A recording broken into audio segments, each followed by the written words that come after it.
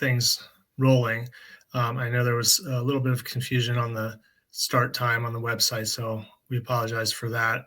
But this is our annual ASCE dinner meeting. Unfortunately, we were unable to have this in person this year. I know our board was really looking forward to this one as a possibility of getting together. When we were starting to plan this. However, I know things with COVID took a turn. I'm definitely grateful that we live in this day and age where we can join each other virtually and still have this meeting. I think it'll still be a good one. We're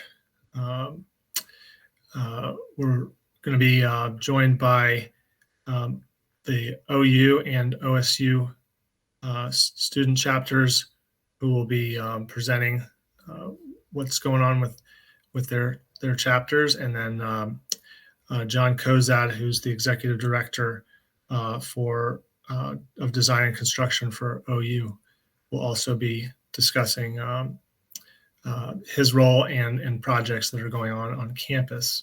Real quick, just wanted to give some announcements about Central Ohio ASCE.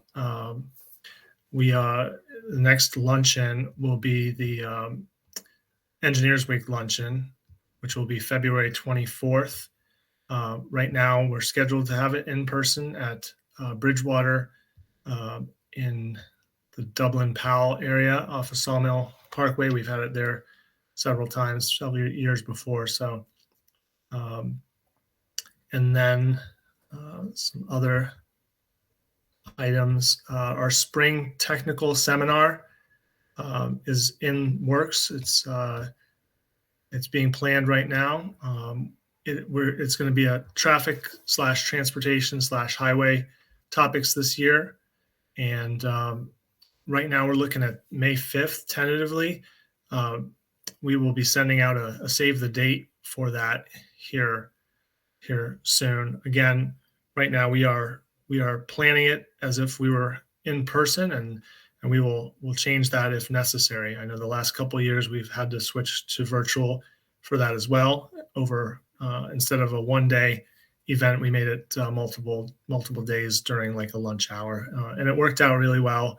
However, we are really hoping that things calm down and we can do this in person. So look out for that as well. We have opportunities at ASCE for help on committees. We're looking to form a committee for our centennial celebration. We're hoping to do that in mid to late April. And what we're going to do, we're going to try to make that outdoors and make that a walking tour. We are going to be stopping at significant features and places in downtown Columbus, where we will discuss some engineering stuff, and it should be a good time. And then we'll end at in Franklinton. Again, event to be determined or location to be determined. But again, be on the lookout for that. And if anybody has any interest in assisting with planning on that, please feel free to reach out. We're also looking for somebody who could be like a publicity and social chair for us. I know, again, with COVID, things have been up and down, but we've had some good events. We've helped with the younger members have put together a crew game. We're looking to potentially do a Blue Jackets game or some other activity like that upcoming. So if anybody has interest in that, please feel free to reach out to us. I think that's it on announcements from our chapter. So I'm going to go ahead and introduce Tyler Meeker from Ohio University. he will be discussing the student chapter at Ohio University and what's been going on with them. So, Tyler, take it away. Hello, let me just share my screen real quick.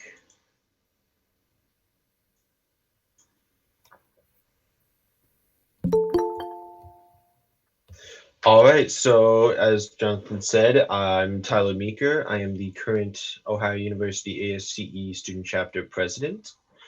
And through this presentation, I'm just going to go through some of what we've done in the past year, as well as what we plan to do in the upcoming year. So to get started, very recently, we changed our officers for our program. Shout outs to Anna Kunzel, Bryn Carnes, Abby Urick, Tracy Beal, Dylan Bozo, and Chelsea Coy, who are our current officers for our 2022 year, as well as our past officers from 2021, being Liz Myers, Sophia Berry, and Garrett Sparger. Our past officers were great, and we really appreciated their help, and we are looking forward to building a new leadership core for this upcoming year. So we've had a variety of different meetings in 2021. As are shown, we go through the entire year we start in the early winter and go till the end of the year. So that's how we split up our years. So through these meetings, we've gone through a bunch of meeting topics ranging from anywhere from construction management and bridge inspections all the way down to individual projects such as the Columbus Upground Reservoir or even the Portsmouth Bypass Design Build project. It should be noted that in our first semester, being our spring semester last year, we had slightly lower attendance because it was a virtual event. But a big thing for this past fall semester was we really pushed the physical attendance, and we found that it was a big resource for keeping people involved. And we'd also like to thank all of our speakers that came out during these times. We got a lot of great companies and a lot of great people that really imparted some of their projects and what they do for us. So this is just one of our virtual meetings with Prime AE Construction. And so that was a great meeting. This was a virtual meeting though, so we don't have any really cool pictures from it, but they were a great first meeting for the year. And yeah, there was just a lot we were able to learn, and it was great having them out there. Then on I believe it was our third meeting of the year, we had S&ME come out and talk to us, well, virtually, that is. And so they talked to us about the Columbus Upground Reservoir. And again, we'd like to thank these companies really for coming out and talking to us. Even though it's virtual, we really like to keep our involvement. So this photo is from the beginning of our fall semester when we really decided to push the in-person activities. So this is just one of our socials before our actual meeting started. So before every meeting, we have some kind of food and beverages, and it's always a great time. It's great to interact with your fellow students that you might not get to see all the time. These were some of our general meetings for our fall semester. In the left, you can see our meetings, our meeting with Carpenter Marty Associates, as well as on the right, our meeting with Strand Associates. Both of those meetings went really great, and I was really proud to see all of the people who were able to come and involve themselves within the discussions. We also had our annual golf outing on October 2nd, and we had a great showing of alumni in there, and it was overall a great time. We really got to have a little bit of fun while still networking and really getting to know some of the alumni as well. So importantly, for this upcoming year, the Ohio University will be hosting the 2022 Eastern Great Lakes Student Symposium. And so we've been in the planning stage for that for the past couple of months. We are proud to say that it is anticipated the event will be in person. We're trying very hard to make sure it stays in person. And through that event, we've got all of the staples of the ASCE competitions.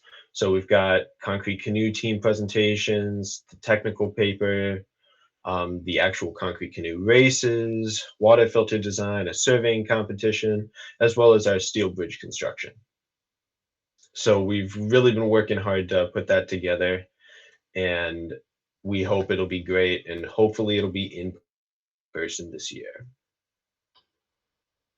And then we'd also like to say a quick thank you to our symposium sponsors, including the ASCE Foundation, AISC, Cocos and Companies, West College of Engineering, AECOM, CT Consultants, Stantec, as well as our silver sponsors. And without all of these companies donating to our symposium, we really wouldn't be able to make it what we really want to make it, which is a great student symposium. And then in addition to other upcoming things, so we've got future meetings coming up, January 26th, semester kickoff. We've also got a ASC group, which they will be coming to speak in one of our meetings on environmental analysis. And then Tecton Engineering will also be a meeting. And then Kimley Horn Associates will be at a later meeting in the semester. And then also before one of these meetings, we are going to take a project tour of a campus construction project. And so I think that is a great thing to do to kind of differentiate from our normal meetings where we just talk to companies, whereas this we can actually go and be on a job site.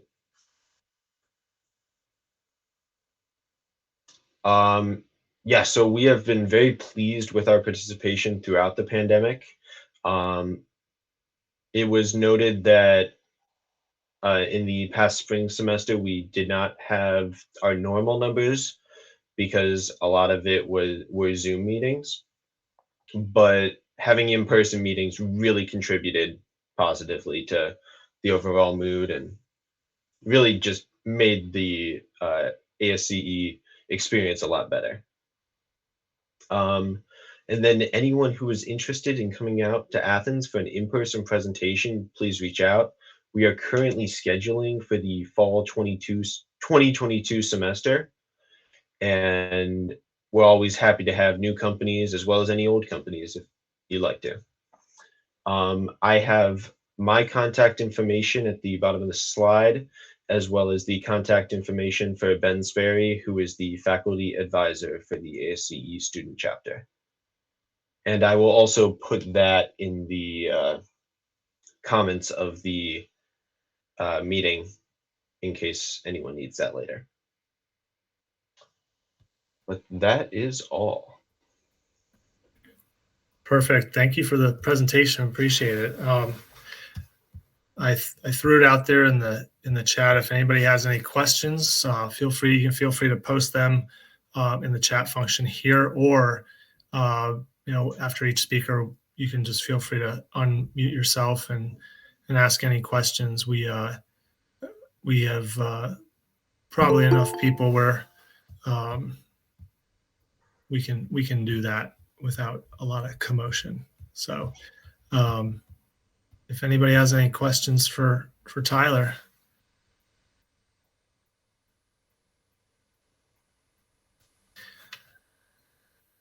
If not, we can continue to post them in the chat function. We can always ask him later, put him on the spot later. Awesome. All right. Thanks, Tyler. Appreciate it. Thank you for having me. Yeah. Next, we have Abby Adeveld and Angela Badanza, who are the OSU ASCE president and vice president, respectively. I hope I didn't butcher your names. I'm sorry if I did. Oh, you're good. Okay. All right, cool. And they'll be talking about what's going on at Ohio State.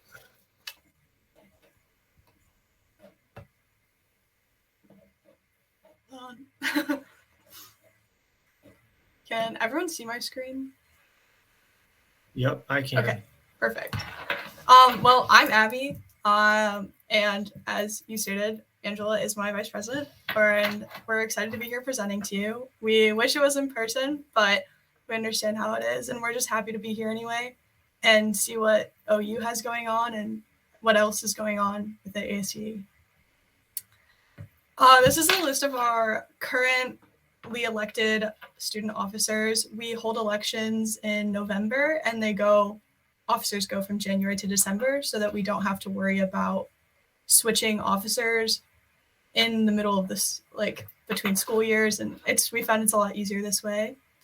It's noted that Angela, Danny, and I, vice president, treasurer, and president, are the only returning members. Everybody else has graduated. So we are very excited for our new officer board, and we think they have a lot of great ideas they're going to bring to the table, and we can't wait to see what happens. Here is us just trying to plan for Zoom meetings while also being on Zoom. Just a fun little picture.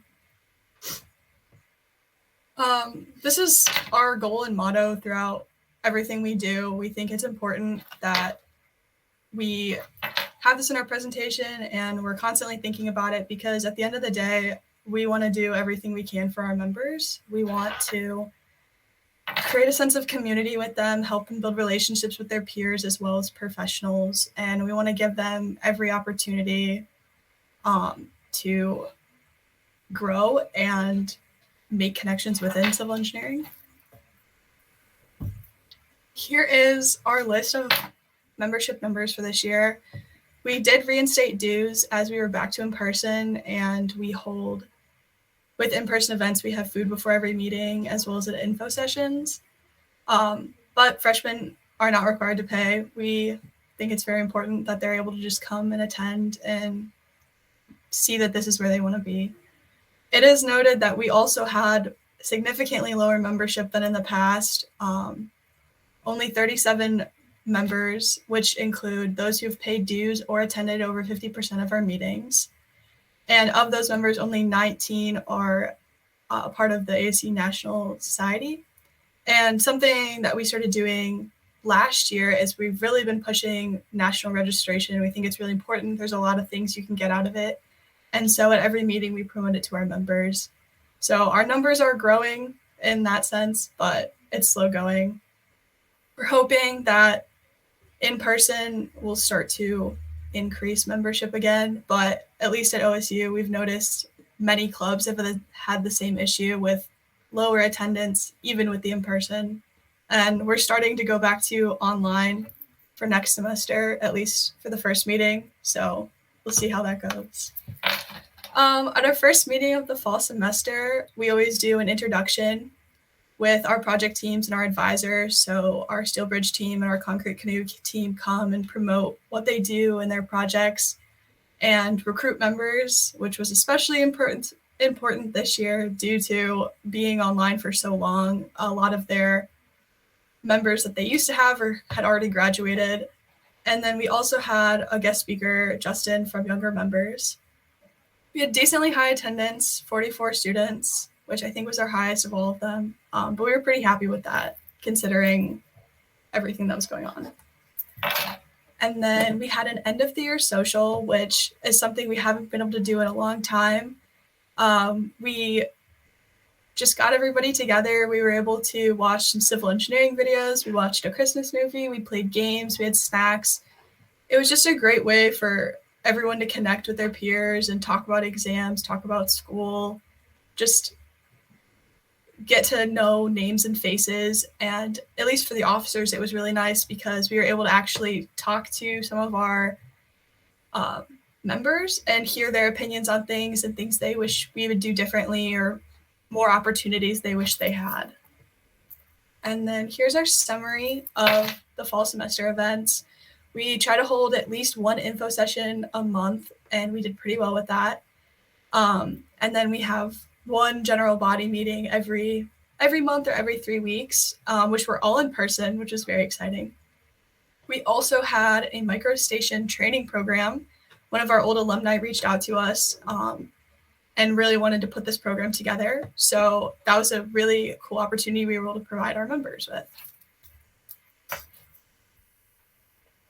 So looking forward to this semester, our first general body meeting is scheduled for next Wednesday.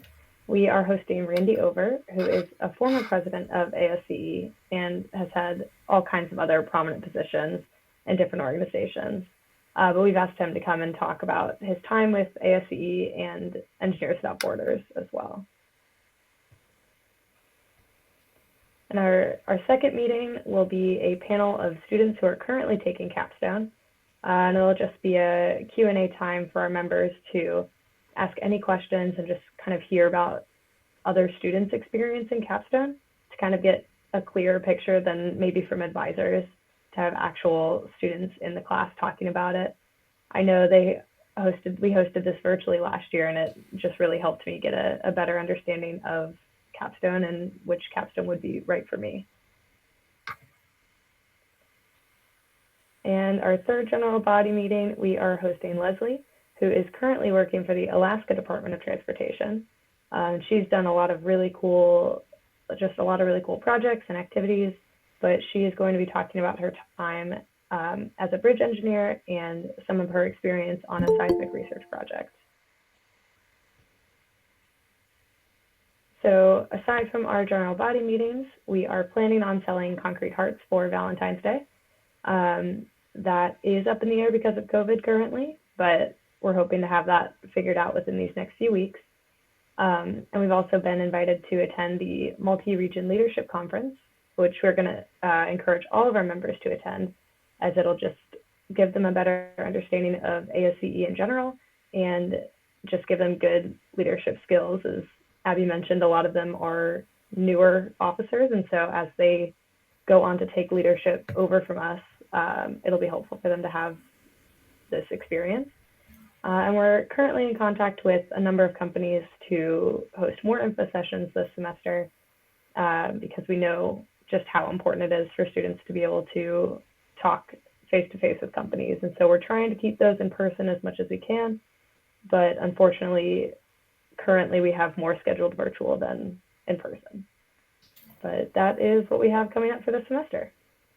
Are there any questions?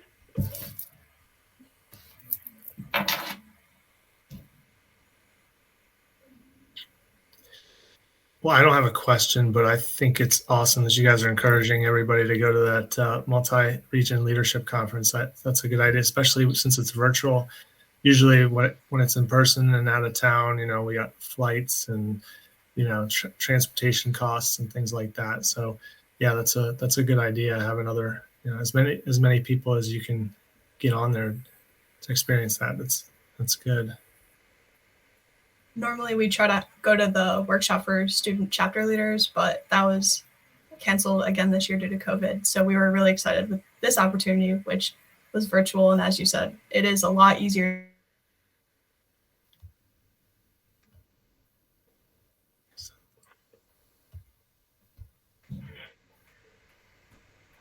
I think my screen froze or something just then, so sorry about that. Yeah, cool. Anybody else have any questions for Abby or Angela?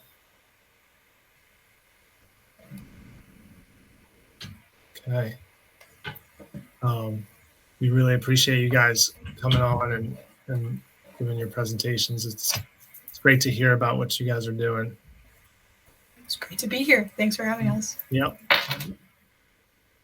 Okay, our next speaker is Jon Cozad. He is the Executive Director of Design and Construction at OU, at Ohio University. So he'll be discussing what's going on down there and what he does. And and some upcoming projects. So thank you, Jon, for joining us. Yeah, thanks for having me. Good evening, everybody. I'm trying to share my screen here. Give me just a moment. I can see it. All right, perfect. So good evening, everybody. Thanks for having me, for the opportunity to present. Like Jon said, I'm going to share a little bit about Ohio University's Design and Construction Department, what we do for the university, as well as information about some of the projects we have ongoing, upcoming, and then I was asked to focus in on one particular project that is in progress for us, which is the Russ Opportunity Center. So I'll just jump right in here. So in the way of agenda, I'll be fairly brief on each one of these items, but more than happy to pause and expand on anything if anybody has any questions. So. All right, so just in the way of a little bit of context of what design and construction is and what we do for the university for anybody who may not be aware. So we provide a pretty large set of services for the university. We have a team that is our project support team that does a lot of our accounting and contracting functions, but they also have tasks to prioritize deferred maintenance for the university. So we have a team that assesses our roughly 10 million square feet of facilities annually. We capture deferred maintenance items. We prioritize or attempt to prioritize those deferred maintenance items across that square footage. And then we use that prioritization in conjunction with our program improvement needs to come up with our 6-year capital plan. So every other year we have a 6-year capital plan that we develop that's kind of a rolling 6-year plan. And then we also update the upcoming year on the off years of that plan. Our project support team also is responsible for maintaining the GIS for the university, as well as all of our utility data. So that's kind of the project support side. We also have a project management team, which acts as project managers for the university's portfolio of projects and really fill kind of an owner's representation role. We are delegated our authority to fill that role as a public entity from the Ohio Facilities Construction Commission. So they have the authority to administer projects as delegated to them through Ohio Revised Code Chapter 153, but then they have the ability to delegate that authority to capable entities at each of the state's universities or institutions. So we have that authority delegated. We follow ORC and OAC construction guidelines, as well as the OFCC manual for construction. So our team manages all the projects for the university, regardless of funding source, regardless of size, and regardless of campus. So we have our main campus in Athens. We also have 5 regional campuses and 3 or 4 satellite campuses. So about 10 locations total where we manage projects. We have currently, as of today, 158 active projects totaling about $400 million in total project budgets. We utilize all of the available delivery methods through the state of Ohio, but we tend to primarily use a general contracting method, which some of you may know as the design bid build method, where we hire an architect or engineer to put together our design specifications, and then we go out for a public bid to hire a contractor. We've gotten a little bit more into design build projects in the last couple of years here. And right now I'd say we're about 15% by count of our projects are design build. And then we do use the construction manager at risk delivery method on occasion. I've got on here estimated about 5% by count of our projects. Because those tend to be our larger, more complex projects though, by budget, it's a significant amount, probably in the 30 to 40% range. So that's who we are and what we provide as a department to the university. I'm the executive director of that group, and so I manage and supervise all of these different functions for OU. So who we are, we're a team of 16 professionals. We've got 2 directors, myself, plus a director that manages our project support team. We've got 4 senior project managers, 4 project managers, 3 project coordinators, a programmer, an estimator, and a GIS/utilities manager. We've got people that come from a variety of different backgrounds. We've got people that have degrees in construction management and various different engineering disciplines, architecture, interior design, accounting, business majors. So a wide variety of degrees, an even wider variety of experience. So we have people that came from industry and worked at design firms, that worked with contractors, that worked in various different capacities, really from a wide variety of different backgrounds. So I view our primary function as facilitating a process for the university. So it's people ask me what we do. We don't design projects, with a couple of rare exceptions. We don't build anything, but we manage process, and we make sure that we understand requirements from our stakeholders and clients. We can communicate those requirements to the various different entities in a project. We maintain a set of standards for the university to ensure that things are built to the standard that will last for the university, and maintain our overall campus aesthetic. And we're really experts in that process of construction, but we really don't do any one major facet of the projects. We do utilize eBuilder as our project management information system. So for the students on the call would probably be very comfortable using that system. Some of the folks that are practicing engineers on the call have probably struggled to use it a little bit in the past. I know when we first implemented, I struggled to get used to eBuilder, but I'll say we started using eBuilder about 4 years ago. And had we not had it 2 years ago at the start of the pandemic, I'm not sure how we would have functioned through the forced remote work and remote meetings and things like that. So eBuilder has really been a very important part of our process over the last couple of years here. So I'm going to dive a little bit into some of the projects that we have. I'm not going to get too deep into these, but feel free to ask if you have any questions. So I mentioned we currently have 158 projects, about $400 million. We manage all of the projects for the university. That can range from a small project that's a few $1,000s to our largest current project that we're working to close out, hopefully in the coming months, was a $65 million new build. That new build was Heritage Hall, which I have listed here as a transformational project. So we have a handful of projects that are ongoing or recently completed that we consider transformational for the university. Heritage Hall is a new academic and research facility for the Heritage College of Osteopathic Medicine. We have a series of renovations for the College of Arts and Sciences. I have them summarized here as the Clippinger renovations, but it's a three-phase renovation, about $110 million worth of work that built a new facility for our chemistry department, and then is also renovating a couple 100,000 square feet for the College of Arts and Sciences. The Russ Research Opportunity Center is a project that's currently in construction that I'm going to dive a little bit deeper into here in the coming slides.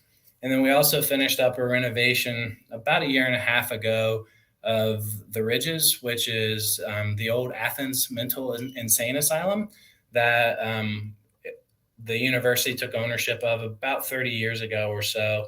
And we have somewhere around 800,000 square feet of facilities at the Ridges and 700 acres of grounds. And so we've invested about $30 million in the last 4 years in those facilities to develop some office space as well as some studio space for our College of Fine Arts. And actually that space that we're renovating has become pretty instrumental in the university's hybrid work and flexible workplace strategy that we've implemented since returning to work after the pandemic, or as we've been able to return to work during the pandemic, I should say. So that's a little bit about some of the transformational projects.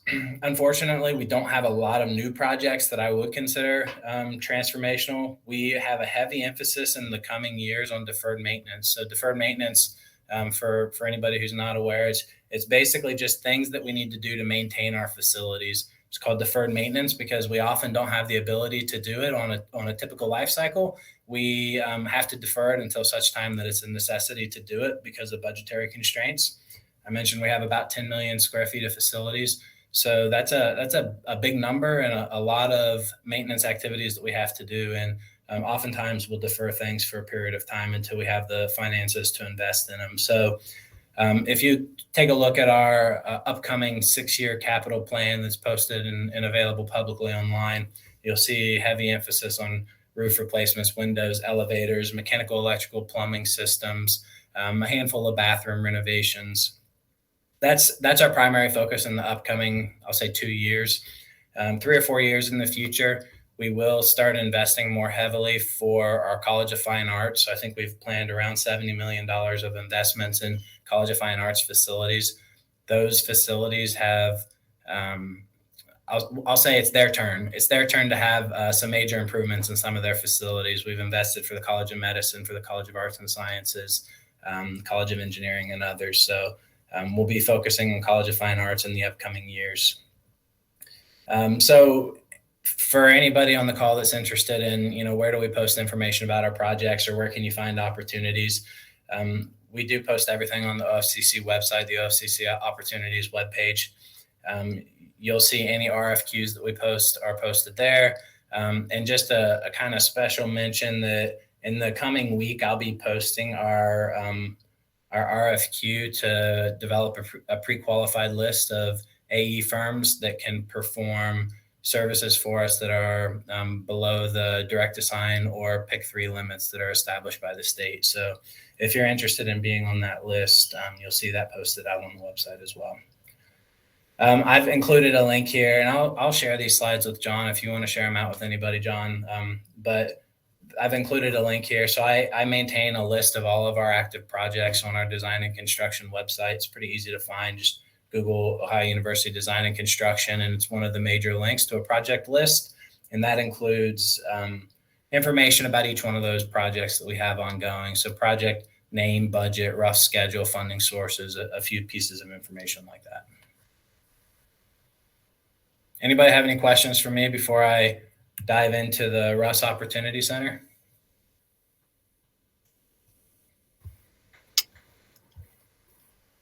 Okay, great. So Ben and John asked me to talk a little bit specifically about the Russ Research Opportunity Center. This will probably be of interest to the students on the call. It's also interesting for anybody. And I think Ben and I are coordinating to have a student tour of the facility here a little bit later in the spring. So you'll get to see it while it's still in construction. So this is a rendering of what the facility will look like at its completion. So we're doing this project for the Russ College of Engineering. We're developing a modern research facility that allows for consolidation of several different research functions that are currently spread across campus. Some of them are in Stocker, some of them are in Central Classroom Building and in some leased facilities on campus. So it's a large enough facility that they'll be able to consolidate several of their research functions in one place. It's designed, and a guiding principle for the project was to promote interdisciplinary collaboration. So collaboration between the different researchers and between students and graduate students that'll be using the facility. So it's a very open concept, very flexible concept. So we're intentionally not building specifically to suit one function, but to suit multiple functions. And another unique aspect about it is that we're building out about half of the square footage of the space in our initial project, intentionally to hold some square footage that can be built and developed to new researchers' needs in the future. This building was formerly the West Union Street Office Center, so it housed about 400 people pre-pandemic that worked. Well, my department was there. We had finance people that worked there. Several different functions for the university. Our OIT group was a large occupant of the facility, or Office of Information Technology. The building originally housed the McBee Binder Company, so a little bit of Athens history there, which manufactured machines for the filing and binding of railroad freight bills. So there was a railroad that ran immediately in front of the building, and it was located specifically adjacent to that railroad, and then was a manufacturing facility for these machines. And the facility, when we open the Russ Opportunity Center, it will be part of the newly seeded Union Street Green, which is a growth area of our Athens campus. So the Union Street Green, the satellite image on the right in the red circle just shows this is kind of on the northwest corner of the main Athens campus. And then the rendering on the left is a blow up of that. And you can see the Russ Opportunity Center in blue. And it's just across Union Street from Heritage Hall, which is the new College of Medicine facility, as well as a recently renovated facility for the College of Medicine. It's also located in close proximity to Stocker Center, which was important for the College of Engineering as well. So I'll get into a little bit of specific information here about the project. So we have anticipated substantial completion of construction fall of 2022. Right now we're looking at late September or October of this fall. We have a project budget of $32 million that includes all of our construction and soft costs for the project. The facility in its new form will be about 70,000 square feet. And I said in its new form because it was about 110,000 square feet, but we demolished a portion of the facility at the start of this project.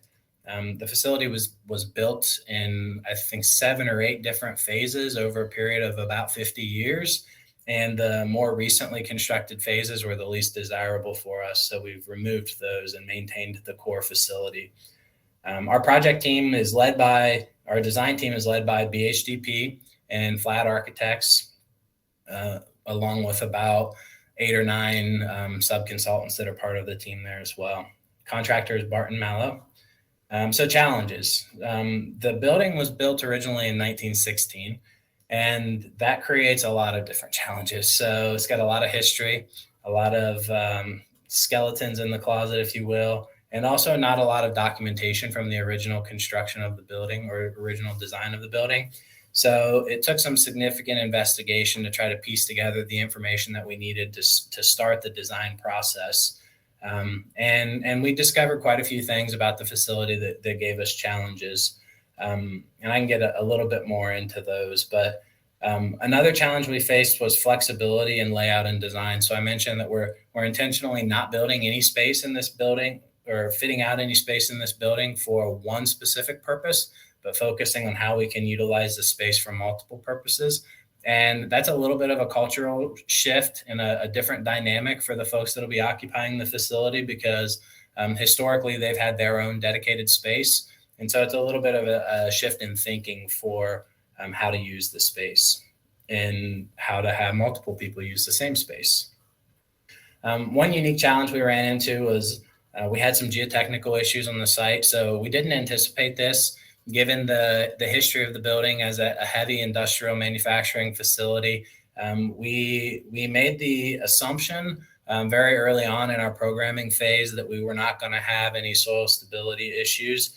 And what we found as we were doing our geotechnical and structural design was that we weren't able to achieve the bearing capacities with the soils under the building that we anticipated.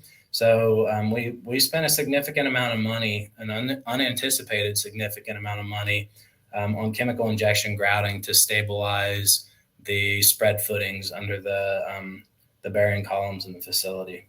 It was on the order of $700,000 or $800,000, I think. Utilities were a unique challenge on this project. So because of the history of the building and how the university acquired it, it was not serviced by any of the university's district utilities. It was fed directly from some of the local utility providers, AEP Ohio, Columbia Gas, and the like. So we made the decision that the cost-effective solution for us long-term was to transition the facility to the university's district utilities. So we have taken a new electrical feed to this part of campus to service Heritage Hall and then subsequently the Russ Opportunity Center. And we've also taken a new chilled water lateral to this part of campus as well. So it's not necessarily challenging in the design or implementation, but challenging in the timing and transition of that aspect and how we maintain services that are necessary for construction while also bringing the new utility services into the building. We did run into some unforeseen structural and masonry issues, which I call them unforeseen, but we almost knew that we would find something just because it was a 1916 facility that was largely covered up by some of the facilities that were built around it over time. So we did what we felt was the appropriate amount of investigation to find as many of the issues as we could, but we knew when we started peeling the building apart that we would find additional issues, and we did. So we've had some unforeseen structural reinforcements that were necessary.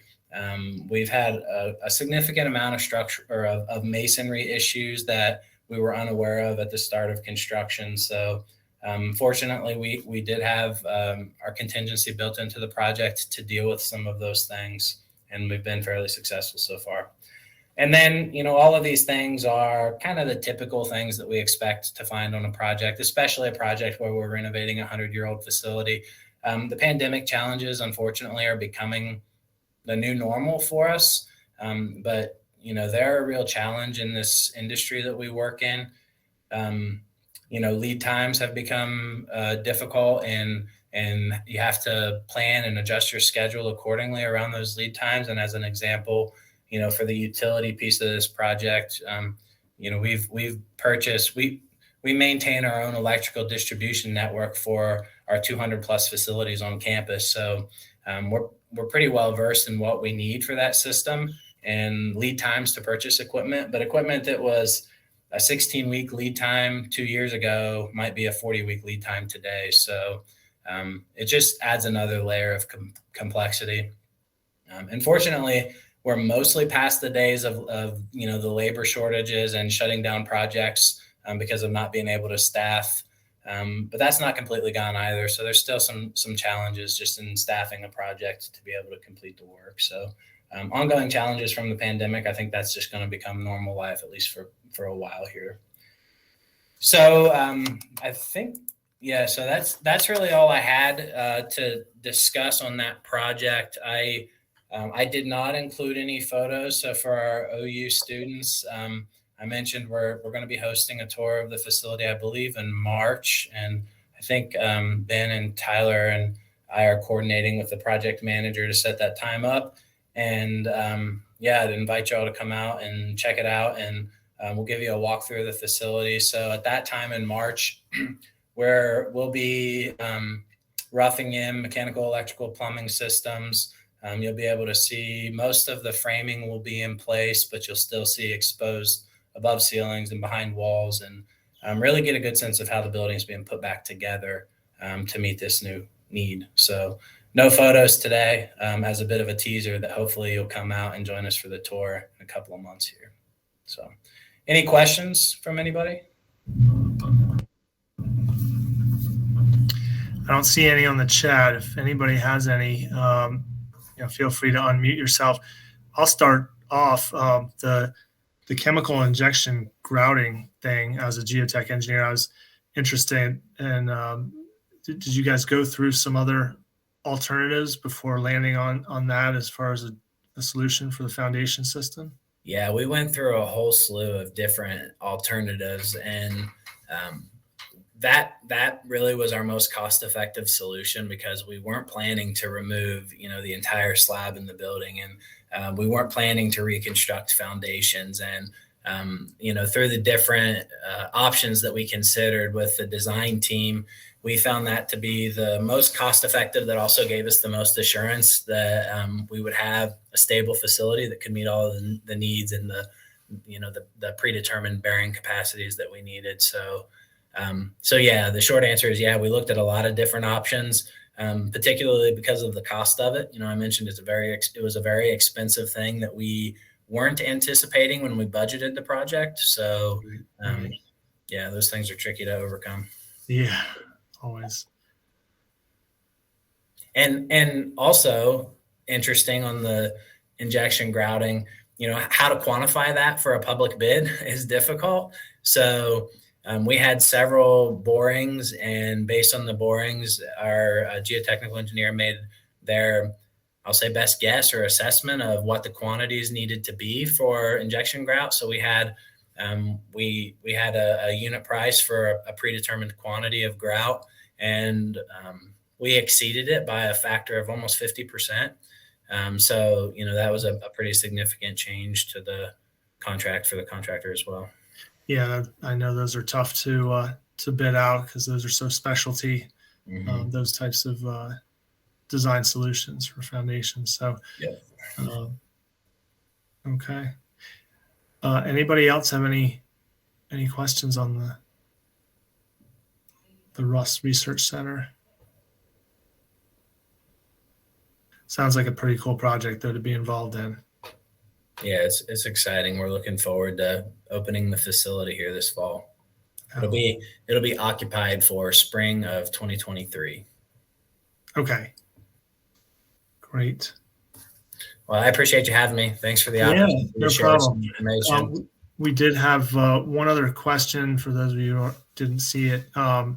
Jason Ross had asked about what teams does each school have participating in the OU Spring Symposium this year. Tyler mentioned that they have all the available events: concrete canoe, steel bridge, and the regional water testing competition. I don't know if Abby or Angela, if you guys wanted to discuss what teams you guys have participating in the symposium. We have steel bridge and concrete canoe competing. Okay, awesome. Those are always fun, and it shouldn't be too cold for concrete canoe. I know there's been some campuses that have hosted where it's pretty chilly on the lake. So, all right. Anybody else have any questions for any of our presenters?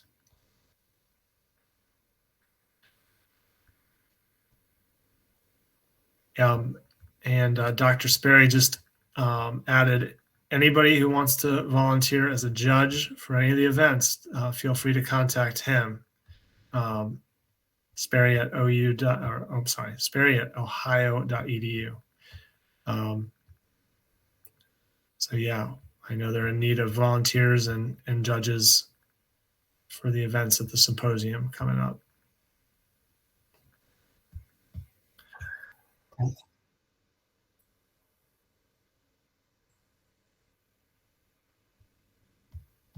Okay, so yeah, real quick before you guys head off, if you could type in your email address into the